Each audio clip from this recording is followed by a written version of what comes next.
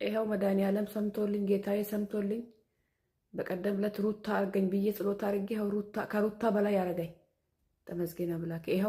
ይኸው ከሩታ በላይ ከዋልቲያ በላይ አረከኝ አምላኬ። ይኸው ፈረንጅ አገባሁት። ጸጉሩት ምን ሆነ? እቅፍ አርገኝ። እቅፍ ድግፍ ነገር እቅፍ የኔ ፍቅር ለሽ እንበለው እንዴ ልተኛ አንተ ላይ ተኛ ወይኔ ያለ ጉድ ናይት አይ ላቭ ዩ እቅፍ አርገኝ እቅፍ አይ ላቭ ዩ ወላሂ ላዚም በጣም ነው የምታምረው። ባኤ ባሬደ ዱጋ ረቢ ሹራቢ ላይ አዲ ጎራተ ነራ ደርብኒ ያካት ጠጋ በል እንደዚህ እቅፍተኛ እቅፍ አርገኝ እጅክ እቅፍ ድግፍ አርገኝ። አዎ ትቃጠል ኢትዮጵያ ወንዶች ተቃጠሉ። ያለ ተመስገን አባቴ ተመስገን ሩታ አረከኝ ዋል አባ በሻዱ ገነማ ነምቲ ማጀስ ተራ ዋጋ ሲከፈልቺሰ ወንድ ጉበዴ ሲጀደን ካደርሰከ ጉረዱ ሜዚት ዴቢያቴ ገነ ጌታ ነው ነምነ ገነ ሲባቹ ደንደው እንጅሩ ጀደን ፍራሪ ይብሻነቲ ተርቴ ጅርቲ ገቲሲ ወላለ በበሻዱ ወባንታ ሾሜ አርጌቲ ኩፌ ጋር ጌጅራ ካሶ ቀጀ ድሩ ኢኒን ደቤ ሶ ቀጀ አርገት ተመለፈ አርገት ተራ ዲማን ራቄ ቢሻን ሰኔራ ወዶ ዲቄ ኩኖ ፈተ ቢቴ ፊጀር ከይ ከነ ድረዱ ጀደን ኛተለ ኩኖ ዋው አው ኩንካ ጃይባቲካ ሚረከ ዛባያምዛ ሚረከ ዛባይ ኩንካ ጃይባተ ቦፊት ወኖ ዳኛተ ደላገ ኛተ ተውሲላ ገማገመነ ጌሳ ጀቹዳ roba እንጀሩ አዱና ዱንጆ ሲነሞ ሲያም ቀነኒ ሰንተ ቢሻነቲ ዳካቻ ጀርተ ከጃይባ ከናቲ አረ በሻዱ በገስተ ለካ እንኩኖ ሲሜ ኛታ ነማ ጌሳ ጅራ አመቀለተ ጅርቲ ዋው ከና ጃይባ ከና ፊቴ ፊጅራ ዋው አብዛ ሚረከሰበ ነምቴ ጃይባ ታተ ጅርዳ በንበሻዱ ላይ አርጌ ኩኖ አማ ነመቸ ቦክስ ዳንዳ ቀለዳ ጀላ ፍለተ ያ ደበሻዱ ማለት ደና ሰታራ ገማገና ወለ ተራርተ ጅርቲ ኩርሲ ጅዱ ስሬ ለማለት ፉቴ ስሬያች ዲባ ጅርቲ ማለዳ ዋው ፈታል ከኒለ ተፋፈተ አማ ኩኖ አማ መሰንተ ጅርቲ ዋው ዲቀደ ፈታ ጅርቲ ተኩኖ ከጃይባ ይወይዘት ነው ተባበሻዱ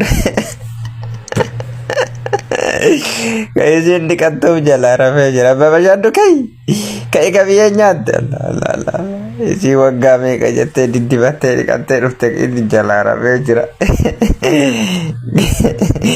አሪቴ ካድራዘ ቢየ ኛቺ ዘየተኝ በበሻዱ ታይለቂ ወንኩ ዋጋ ሲከፈልች ሀት በሻዱ ሲያገርተ ካብየ መስኛት አርጌ ካይ ዲሌ አርጌ ኩብስት ዶይተ ኩብስት ሃዳ ሲትራት ኮና መግሽታ ትክኒት ባዶ ዳወርዲት አባ በሻዱ አተ አመካ ከበጀም ቤት ገሽለሽ ትቆት ታናፎ ዱፈም ዋው ኪሲንግት ጅራ ዩ ሲያ ማሲ ቢሻኛቴ ጅራ ወላይ ገቲ ሲከፈልች አባ በሻዱ ወንኩ አመዚን ኩን ሙስተሽፋ ጅርቲ ፈይቴ ጀር ደሞቱ ወልፉ ዱፍ ማሻአላ አቲ በሻዱ ዲስቲ ጉረቴ ፉጎቴ ዶይቴ ዘጉብስተ ጋይሮን ገታይ ወንኩ ዋጋሽ ከፈልጂ ዛይሮ እንዲዳን ኩና ምራሙር ጀቻሪ ጅት ጀላት ገዲቀቢ ኢባላራም አባም በሻዱ ዳይማ መድረሳ ፎደ ገላጭ ሮሶ ማገላደም አርገታከ ወይ ነጃላላ አባ በሻዱ ገታይ ሚረከሳ ባይላቂ ዳይ መገተካ ዳይኒ በደ ቶኮ ፉዳዘ ዳይ ማቻ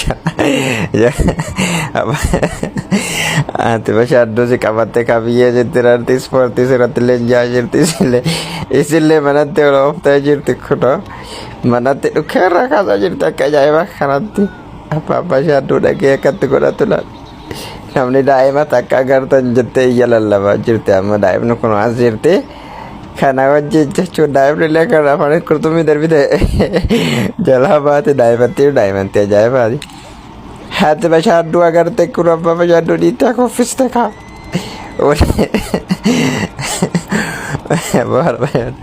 haala bashaadduu tuni gootu baafardu gaara biddaa fi waddi jettee dhuffate siyaa biddaa fi akka ajaa'iba kanatti waddi jechaanii jirtu kunoo abbaa bashaadduu hidhanii nyaataa jiran gaaddisee fa'aa siifaniin fa'aa yeroo biyyaan baa jirtu kun akkatti fataa jettee bashannanaa jirti. Jireenya amma Dubaay keessatti kun bakka fedhan dhaqanii nyaatanii dhuganii gaafa Itoophiyaatti deebi'an immoo akkana jiran kaa. Jireenyi jijjiiramtee jirti amma Itoophiyaatti akka waan isaan hin jirtu. Kana amma amaan jettu kamaal godhuun akka musaan dandasu. Abbaa Bashaaddoo kee bishaan naaf fidi jettiin kun hojjiiftee ilaalta feete. Bishaan itti fide waan godhu hin qabu. Bannaatti miidhee bishaan tokko naaf fidi jettee itti fide waan godhu hin qabu kaa dirqama. Ka'iitii uffata tokko na dachaasime jettee yaa ilaahii kiyya hoogi amanitti dhaabatte kaa ka'itaa boote kaa. Hamma aarii ollaa yaaqira akka malee aarii bakka amma itti dawwalta Abbaa Bashaaddoo meeshaa isaan fuudhu jettee lolee kaa. Biyya tajaajila fuudhu baatte jechuudha. Isiin daaspoora biyya alaatii galtee dirqama luka irraa dhiqaa ni jaalatta waan ta'eef wayne Abbaa Bashaaddoo mana walaa jira. Isiin kun amma makiinaa yaabbattee taaksii qabattee wayne abbaata shoomee waan naannu nyaatti wayne inni asii paantii isaa miira keessaa bahe Abbaa Bashaaddoo amma isiin ulfooyitee ulfa isiiti. Abbaan Bashaaddoo asii cinqaa keessa jira. Wayde gaafa ilmi dhalatu kan nama biraati Abbaa Bashaaddoo miira keessaa bahe Abbaa Bashaaddoo miira keessaa bahe biyyeessi nyaachisa hin dhuftu jedhee katti dabalee abbaata shoometti. Amma asitti immoo dhukkee irraa kaasuu adda abbaata shoomellee bakka inni miira keessa jedhee akka malee abbaata shoomee makiinaa fi yaabbatee dhufe asitti kun biyyeen isa nyaatte jirti abbaata shoomee amma raadi jedheen.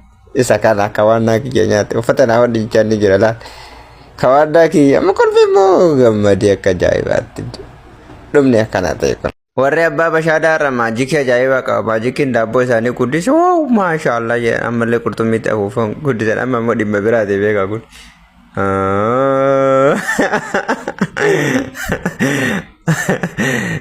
Miira keessaa bahe Abbaa Bashaaddoo. Abbaa Bashaaddoo aaree jira akka malee waa maalitti akka agartee inni illee keekii guddisee amma akka jaayibata malee inni illee waa yaadate kaa waa yaadate.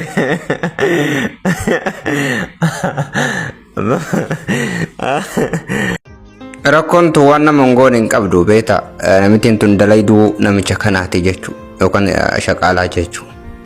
Namicha kana bira dalaydi nyaata inni irraa gatee deemu hunda fuutee daa'immanii galtiin isiin daa'imman qabdi waan ta'eef jechuudha. Garuu akka isiin kaameraan mana isii keessa jiru hin beektu. Fuutee galaanee jirti. Yeroo hunda bakka fuutee daa'immanii galaanee jirti. Rakkinaa waan gootu hin qabdu gatuuf ilmaanii dhalte akka fuutee galaanee jirti. Maashaallah ijoolleen isima fakkaatti iyyuu akkatti galaanee jirti. Namichi namoota xiyyeeffatee jira jechuudha. Akka isiin guyyaa hunda nyaata fuutee galtuun argaa jira. Kaameraa qaba waan ta'eef irratti xiyyeeffatee jira. Kunoo kaameraan asii kunoo waraabaa jira. Gubbaa kana jechuudha. Isin yeroo bakka fakkara jira amma taa'ee waan godhuu qabu jechuudha. Guyyaa gaaf tokko isin nyaata dhiyeessinaan summii irratti naqe nyaata kana irratti akka daa'imman sun bakki isin geessitu kana dhabama ta'uuf jechuudha. Bakka nyaadhu jedheeni isin fuutee galteeni gallaan hin kaa'u waan gootuun hin qabdu kun koloroksiin inni itti naqe sun isa kana jechuudha. Fuutee galteeni daa'imman irraa fuutee ni nyaatte. Kunoo amma daa'ima tokko dhukkubsee jira jechuudha summiin inni isinitti kennite suni. Akkira daa'ima sana irratti miidhaa fudhee bakka kunoo ajjeesee isiin iyyitee jirti. Rakkoon tun waan nama hongoon hin qabdu. Namni garuu akka rakkateetti naaf guyyaa tokko keessaa ba'uun isaan oolu. Haati Bashaaddoo ganamaan kuduraa fi bitaa jirti kunoo kuduratti bibbitattee beenatti deebite daa'imatti nanarraa qabi jetteen Abbaa Bashaaddootiin Abbaan Bashaaddoo jallataadha. Didee hin barbaadu biyyeessi nyaachisa jetteen Haati Bashaaddoo. Amma Abbaan Bashaaddoo aaree jettaaree Haati Bashaaddoo mana walachaa jirti maashaallah manni bareeda abbaa keessa. Daa'imatti illee iyyite bakka dalagaatti dhiisuu diddee jirti amma akka yoo isiitti dawwaltee jirti haadhatti jechuudha. Kootu jetteen immoo ammaati lolte. Amma tana kootu jetteen kunoo meeshaa isii walitti rarattee kaatee jirti kunoo deemuu itti jechuudha. Abbaa Bashaaddoo manatti gattee Abbaa Bashaaddoo biyya fassi nyaata egaa. Kunoo amma makiinaa eeggachaa jirti asitti. Amma bakka baasa irraa yaabbatan deemaa jirti kunoo amma baasa ofii keessa seente gara haadha isaatti haadha isiitti qajeelte badoo keessa deemaa jirti kopheellee hin barbaachisu kunoo amma akka yoo mucattii bira geette akka yoo Bashaaddoo bira geette haadha isii jechuudha. Bashaadduullee yoo as geette rafte kunoo Bashaadduun teetii kaa haati Bashaaddoo teetii xabbaa kattii kitti mitti goote nyaata jira.